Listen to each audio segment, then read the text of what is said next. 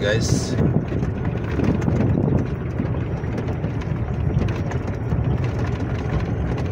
Bypass ng bypass ng Pagbilao. Isang napakagandang guys, inopen na to dito kasi sa bayan masyadong masikip traffic, tapos lubak-lubak pa guys ang bayan ng Pagbilao. Kaya inopen na yung bypass ng Pagbilao, Quezon. So ayan, tutunghayan natin ngayon itong tulay na hindi pa tapos. Dapat to dalawa tong tulay na to guys, isa lang na tulay muna nagawa. Coming up yung isang tulay. Ayan.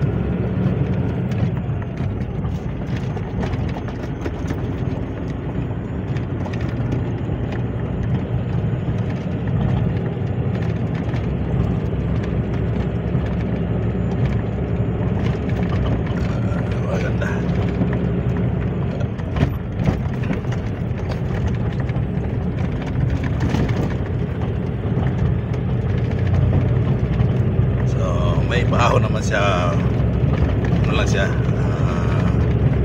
kunti lang, hindi siya hirap.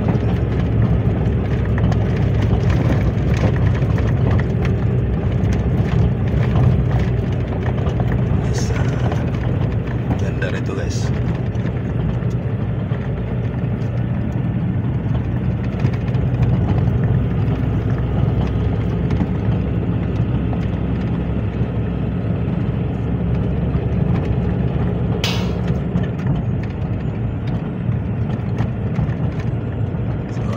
Sa totally tapos guys,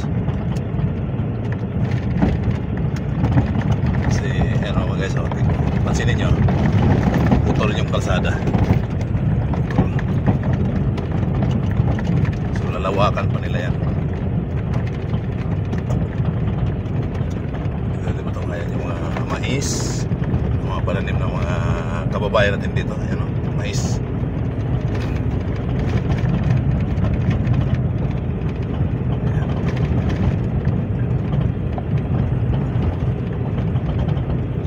Relax ng isip dito sa bypass ng Pagbilao. Ayan yung mga damo na yan, yung mga talahib na yan, nakakamiss yan sa probinsya.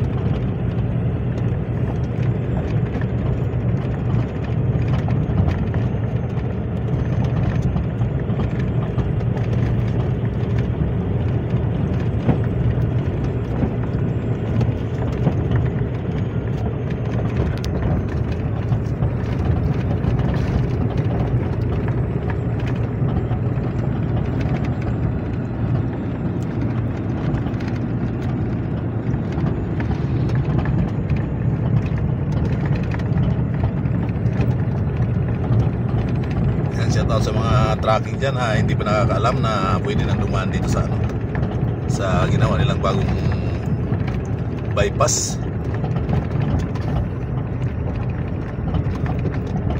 Open na po siya, pwede na siyang daanan.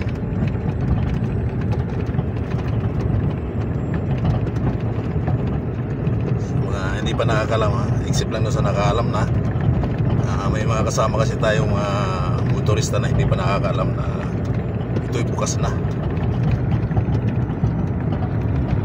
Bukas na siya guys.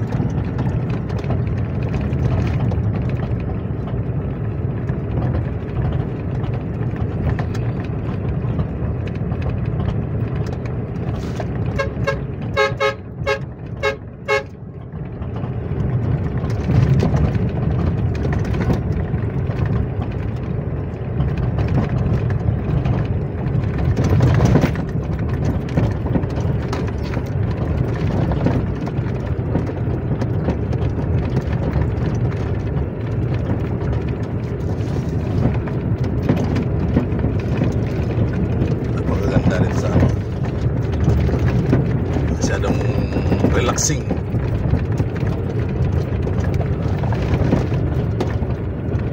Masarap sa pakiramdam dito doon kaysa doon sa bayan. lubak-lubak na, tapos traffic pa, masikip.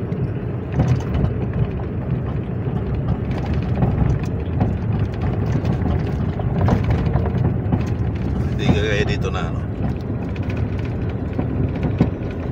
relaxing ang isip. Samantalang doon na problema ka pa, maraming makukulit na tricycle. Ayan guys, ginagawa pa naman ng ano, ginagawa pa siya yan, pero pwede na siya madaanan.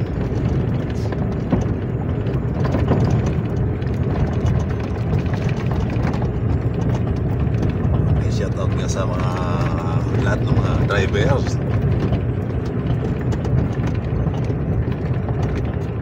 Napaalala lang natin na pwede nang dumaan dito.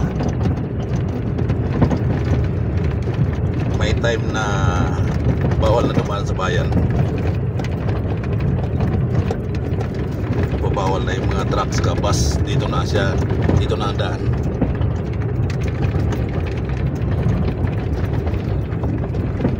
Napapansin mo guys, napakaganda ng ano, kalsada.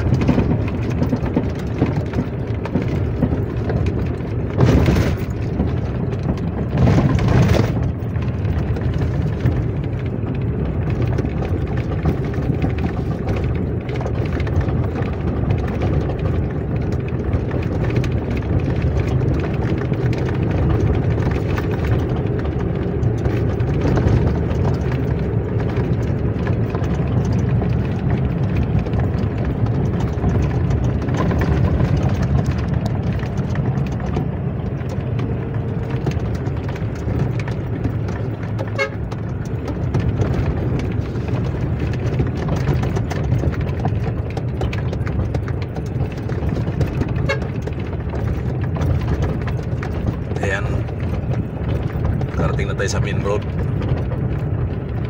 Yung pakaliwa guys, pa Bicol, pakanan papunta ng Maynila. Ayan, so hanggang dito na lang guys. Thank you for watching. Sana na-enjoy nyo yung views,